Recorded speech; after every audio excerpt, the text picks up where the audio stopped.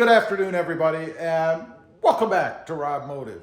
Today, I want to talk about lifting the Toyota Tacoma, the things that really matter.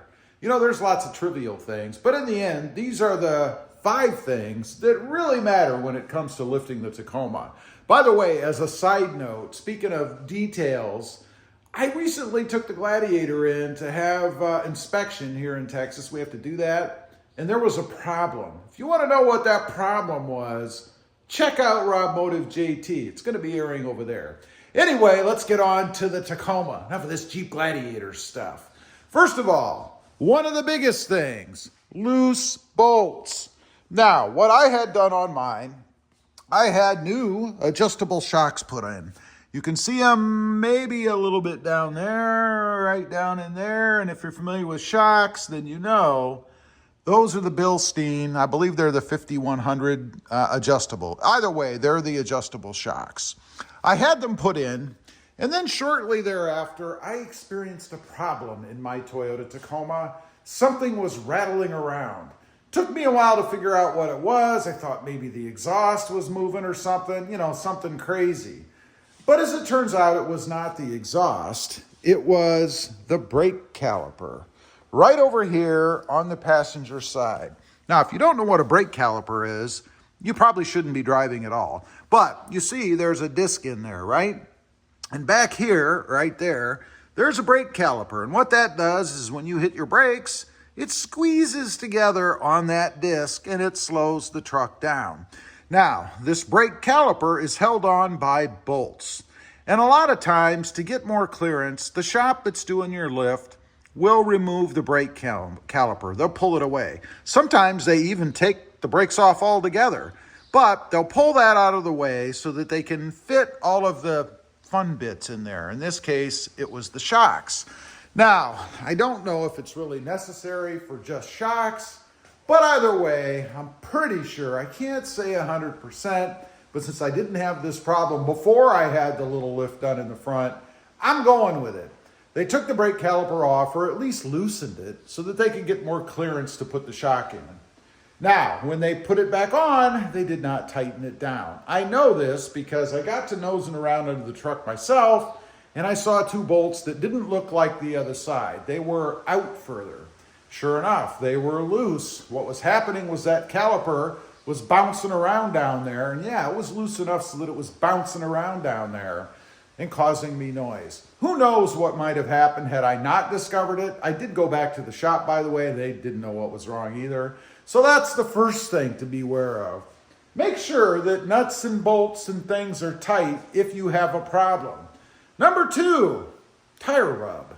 You know, no matter what you do, the last thing you want to do is pull out of that shop, make a turn, hit a bump while you're turning, go up some kind of a divot, and hear that noise, because that means you have tire rub.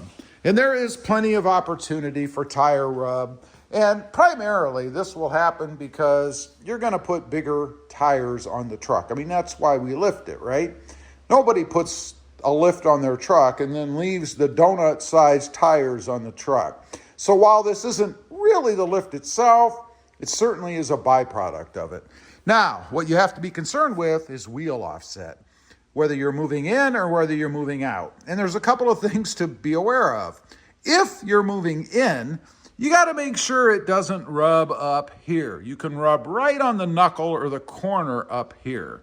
You want to make sure that you're not close. You need at least, from my experience, 1.5 inches, maybe 1.75 inches from the tire away from that, so that when the truck articulates, moves around the tires, it doesn't hit. The other thing you want to be sure of in bringing these tires out, bringing the wheel out, which of course brings the tire out, is that you're not having rub back here, right on the corner when you turn where it can hit this area, or right up here, again, when you turn and it can hit this area. Now, I did have a bit of an issue. I thought I was in the clear because I only went up about 1.75 inches, something like that, in the front. And by the way, the purpose of my lift was a level lift. That's why I only did the front. I did nothing in the back because the Tacoma, if you didn't notice, kind of has a nosedive feature to it, right? So you want to bring it up a little bit to level it off. But the problem I had, even in this pretty simple slight lift, was a rub right up here. It was rubbing right on this area. So I actually kind of sanded this down a little bit, and I kind of heated up the inner fender and pushed it in just a little bit. It didn't take much, and that got rid of the rub for me. So just something to be aware of if you're going to have your truck lifted. Next up, alignment.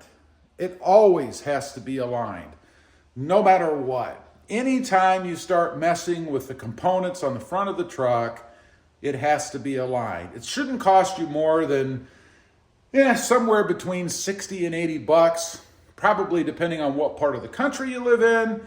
But if it costs you more than 60 to 80 bucks, you're getting ripped off.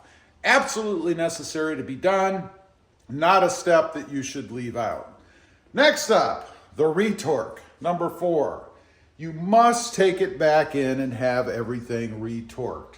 Checked to make sure all the nuts and bolts and all of the stuff that they have to mess with are still torqued to the proper specs.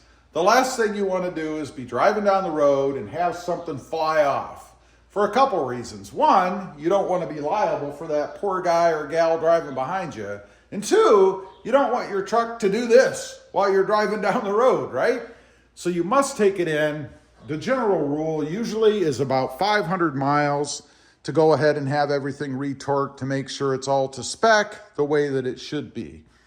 Lastly, number 5, warranty. Couple of things about this. First of all, if you take a truck in that's pretty new and still has factory warranty, you're going to lose any warranty that you have should any part fail that's directly caused by the lift itself. And that's what's key. If something fails because of the lift that you put on, warranty is not going to cover it. That's why it's important to make sure that the shop that you're using is going to cover the work that they've done. The manufacturer is not going to cover your third-party lift that you had put on. So make sure that the shop does it. And make sure that they put that in writing, that you've got something that says that the work that they've done is covered under warranty. And not only the work that they've done, but the parts as well. Now, a little caveat to that, I will say the parts that they've used really shouldn't be any issue unless a bolt breaks or something. I mean, if you're doing a block and spacer lift, they're chunks of steel.